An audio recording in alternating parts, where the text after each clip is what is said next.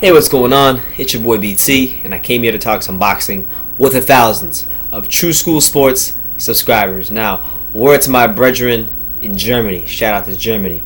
Then, basically, since another verbal scuffle. We've had a lot of verbal altercations these last couple of days. We have had Tevin Farmer and Gervonta Davis, and now across the pond in the heavyweight division, the big guys, Tyson Fury and Manuel Charr. Now, if you guys don't know, there was some sort of event going on. That's what it looked like.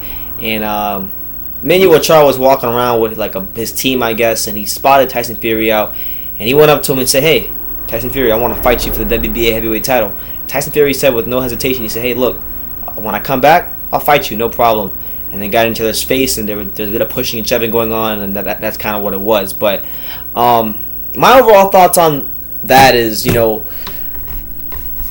I don't know, man. Tyson Fury needs some sort of motivation to get back in the ring. So maybe somebody getting in his face and talking a bunch of trash to him is what he needs. I don't know, man. He seems to me like he's kind of been suffering from the same thing, Riddick Bowe suffered from when he beat Evander Holyfield in the first fight. Riddick Bowe was kind of, nobody. People have been telling him all of his life he was going to be nothing, and then, he kind of had to legitimize himself that night. Because of people had always said he didn't have the heart, he didn't have the dedication, he didn't have the intangible things that made a great champion. And I'm not against Holyfield. He showed that in that moment he had those things and delivered one of the greatest heavyweight fights in the history of boxing. And became a legend after that fight.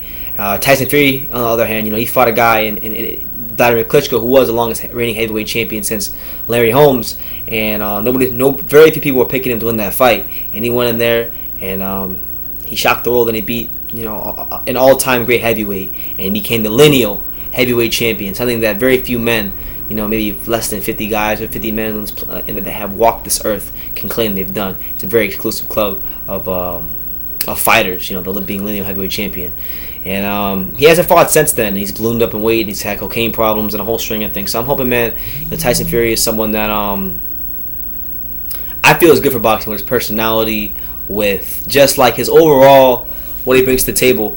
Maybe he's not the most skilled fighter in the world, but he is a bit of an anomaly when you consider the fact that he's 6'7", 6'8", something. He's huge. He's very, very tall, very mobile. Maybe he doesn't have the best power level, but very, very mobile. And you just don't see guys that tall moving like he did, and that's what allowed him to defeat Vladimir Klitschko in one of the bigger upsets in the history of heavyweight boxing. Now, Manuel Charr. When we talk about Manuel Charr, he's a guy that he's lost to the likes of. He's been knocked out by Marius Briedis and I believe it was Povetkin, and he also lost to Duapas.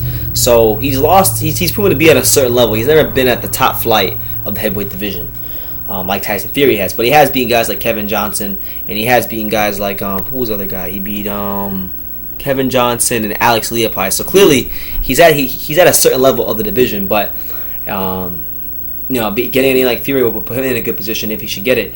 I think it'd be a good fight, as Charr has proven to be a solid fighter in the past, and I wouldn't mind seeing it. Tyson Fury's supposed to come back in May, supposedly, so he has a lot of work to do. He looks like he's walking around about 400 pounds, and hopefully he can get it together, man. Hopefully not just for boxing and his weight, but just his life. And I know at one point in time he had proclaimed to be a Christian. He was talking about Jesus and all this stuff, and I really haven't heard him say anything much about Jesus. Maybe it doesn't mean he's not a Christian anymore. Maybe he's straight away from the faith. But hopefully all that can come back to fruition, and all that starts being a big thing in his life. Because it just seems like he's really gone astray just with his whole life since beating Vladimir Klitschko, and it's sad to see. You never want to see that from someone like Tyson Fury, a guy that had proven to be everything he said he was, and that was the truth, and beating Vladimir Klitschko when nobody gave him a chance. So, all the best to him.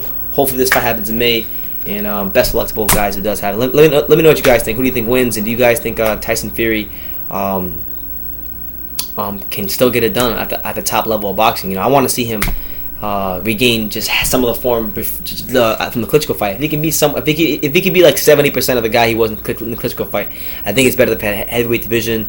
And I still want to see those fights with Wilder and Joshua, only if he can regain that form, and that's a very big thing to ask, being that he's ballooned up in weight and he's had so much internal problems going on that I believe are going to take years and years to solve. So hopefully for his well-being, it's probably best he doesn't come back to boxing, but he probably will. So hopefully things work out, and I'll keep him in my prayers. But let me know what you guys think in the comments down below. Tyson Fury, Manuel Char, get into a conversation. What do you think? Is it good for boxing or bad for boxing? And who will win that fight if they fight? Who will win that fight if it does get made in May when Fury does come back? Let me know in the comments down below. Take the time to subscribe, and you can love me or you can hate me, but I'm just a kid from doing it. So until next time, take care, guys.